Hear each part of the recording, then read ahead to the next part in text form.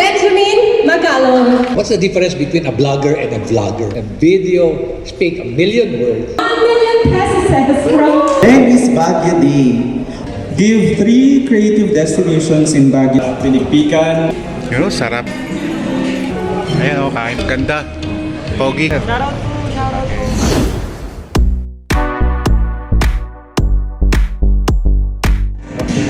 Ladies and gentlemen, acknowledging the presence of Honorable Leader Benjamin Magalong. Round of applause po. Thank you. Naimbag nga sa kada kayo amin, gawis ay agaw yun. Naimbag ayo kiyo at sa kayo amin. Cha, siyang, how, at magandang umaga po sa ating lahat! Host for today, I am Momshie Jhen, or my real name is Jennifer Baltasar, or Momshie Jhen for my social media platforms.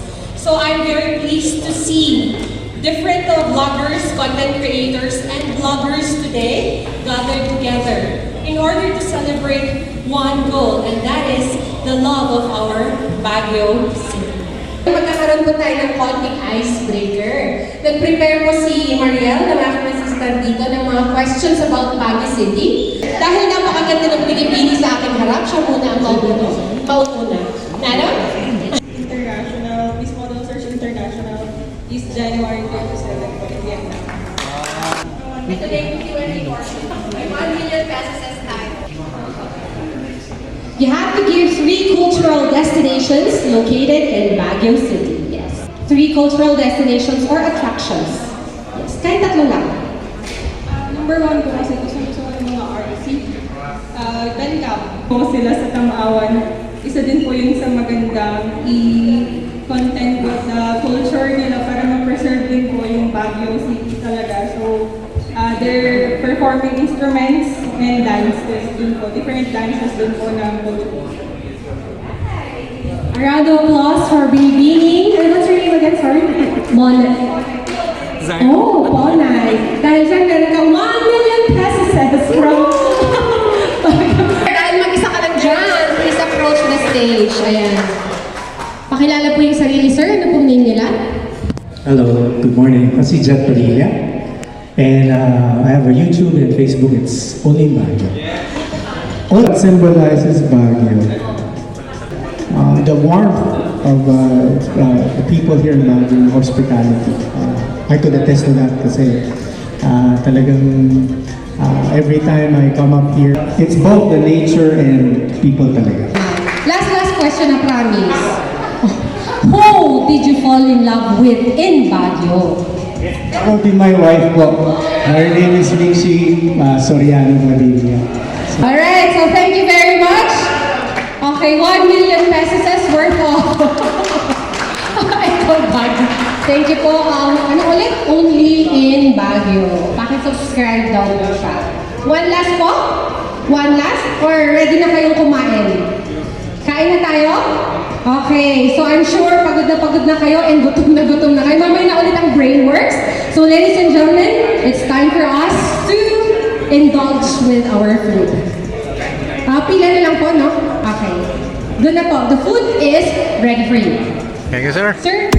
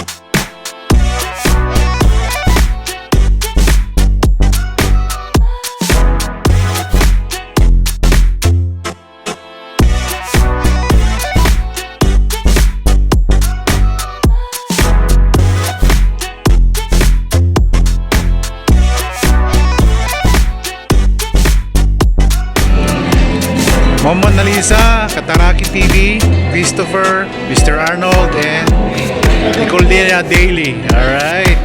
Baguio Channel. Ayan. Yun oh. Pagkain po namin ngayon, mga guys. Mga kailyan.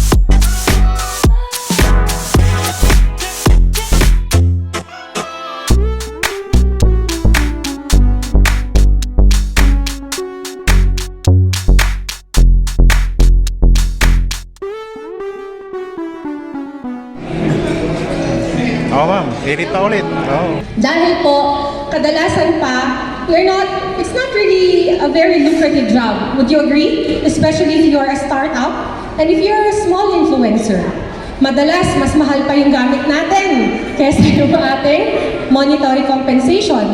Madalas, mas mahal pa yung effort natin at saka yung time natin na gastos more than the pay. But what ignites us, if you agree with me, is our passion. Would you agree? Yes.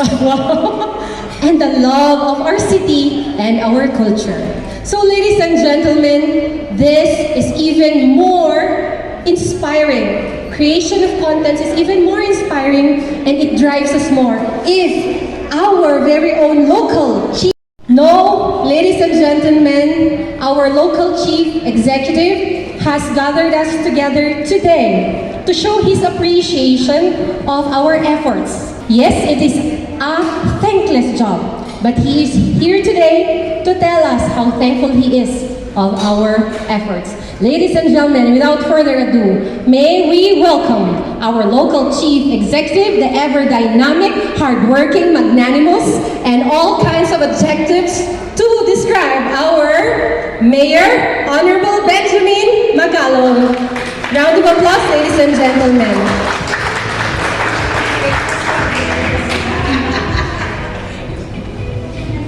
Magandang hapon sa inyo lahat. Let me greet our head of Tourism Council, si Gladys Vergara, and the rest of the team, local government of Baguio, and of course our bloggers who are present here today. One thing is, we really appreciate and recognize all your efforts in bringing back the tourism industry to the city of Baguio. And you are basically, your services are invaluable. What you're doing is extremely invaluable in our efforts to recover from the effect of this pandemic. Kaya ako naman natutuwa dahil hindi ko akalain na napakarami nyo pala. Ano? And now that I am becoming familiar on what's the difference between a blogger and a vlogger. Hindi ko dati alam kasi my son-in-law is a blogger. Yung si Attorney Libayan, more on salon naman siya. No?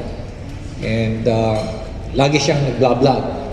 Pero hindi ko alam po kasi kung ano yung difference ng vlogger at blogger. And then finally, when I was going over the internet, nakita ko may mga vloggers. Yung pala, big difference is letter B is about video. And you know, one thing about the big difference between you and mainstream media is sometimes alam niyo naman yung ugali ng mainstream media that good news is no news at all, or bad news. And no news is also not good news. And bad news is always a good news. There's a big difference from bloggers. The good thing about your sector is, since you are providing us with videos, with pictures, alam niyo na, picture speaks 1,000 words. A video speaks 1,000,000 words. So, you cannot twist the facts. You cannot twist the truth. Kasi nakikita eh. No? Nakikita. And that's one thing about our administration is about truth. Totoo. Yung katotohanan lang. And there's, as I've said during our talk with Gladys, there's just so much positivity in you guys, sa inyong lahat. And we really appreciate it. Kaya tayo siguro maraming bisita because of your efforts. Sa inyong efforts. Compared to other media personalities na ang pinapakita, karamihan, nagbigay ka na ng positive news, tweet pa rin nila. Last time, nandito yung grupo ng what's this?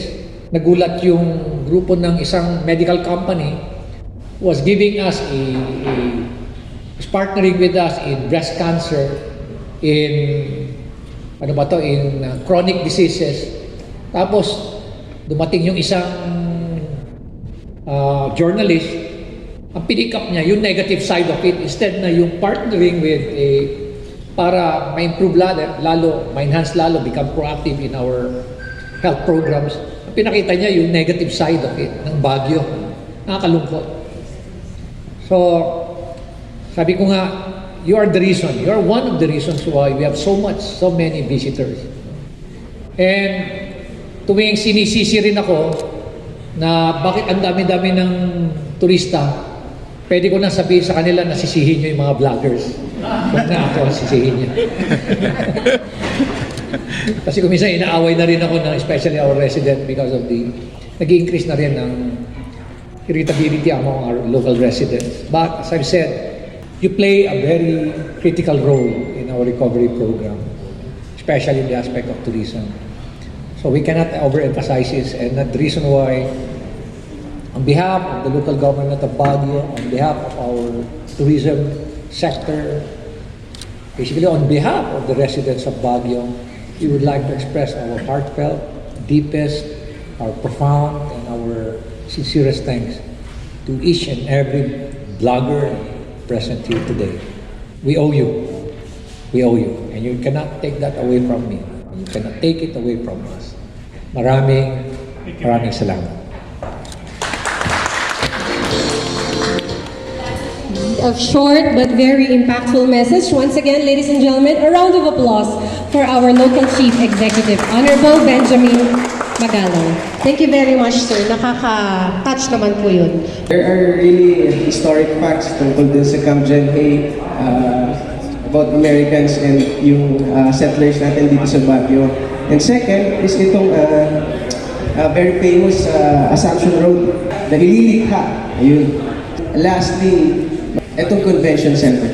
Today is a very historic event kasi kakasabi nila kanina, this is the first, tama po ba, na magkakaroon ng parang ganitong vlogging from traditional media platform, we're linking to the new trend, which is yun social media and the vlogging. So talagang napaka-historic, and this is a milestone para sa ating mga influencer at nasa social media industry. Kaya it's an honor and a privilege to stand here and meet all of you. Kaya again, I am Kenneth J. Bautista, and maraming salamat sa paanyaya ulit dito. I'm very grateful and humbly nagpapasalamat ako sa inyong lahat. Thank you very much po. At dahil dyan, meron kang 1 million pesos worth. Baguio City. I believe, dapat ganun kasi yung tagline of Baguio City is, I believe, breathe Baguio. Diba? Powerful. Ang perfect. Ay, competitive ako ni. Ang competitive naman ang tanong. Isa pa, when is Baguio Day?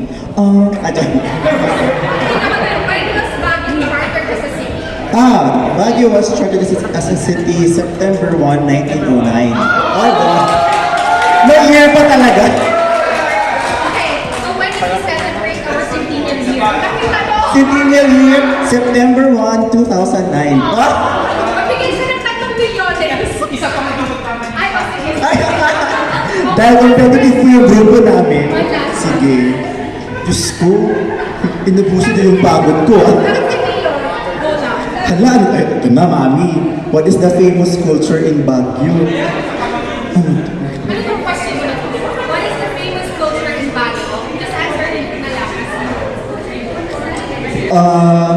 One of the famous cultures in Baguio, siguro, what comes to heart na lang, is the hospitality of the people.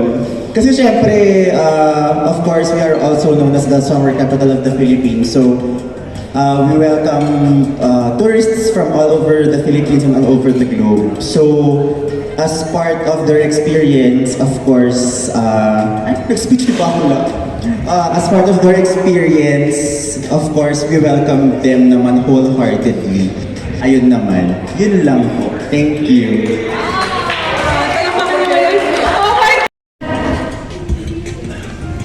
Hello, good morning po. I'm Chad Dizon of Chad Venture Stories. Give 3 creative destinations in Baguio City. Okay. Creative destinations, number 1, Tang-Awan Village. Tang-Awan Village. Pangalawa, I want to promote Ililikha. Ayan, so we are all familiar now with Ililikha. Pangatlo, the Baguio Museum.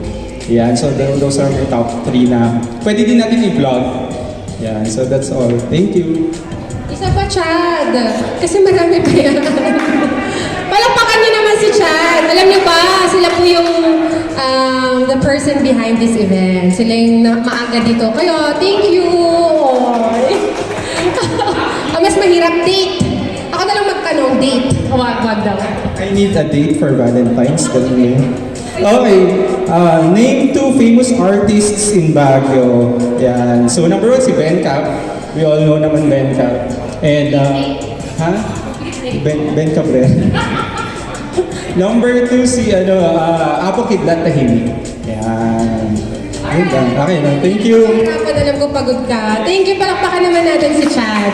Alright, so Benedicto Cabrera, national artist in visual arts. Tama po, no, sir? Visual arts or fine arts? Si Sir Ben Cobb. And then, Kidlat Tahimik is in films naman. Okay, so, andito si The Formulator. Palakpakan naman natin, the one and the only, The Formulator. Okay, question. Is Baguio known for food?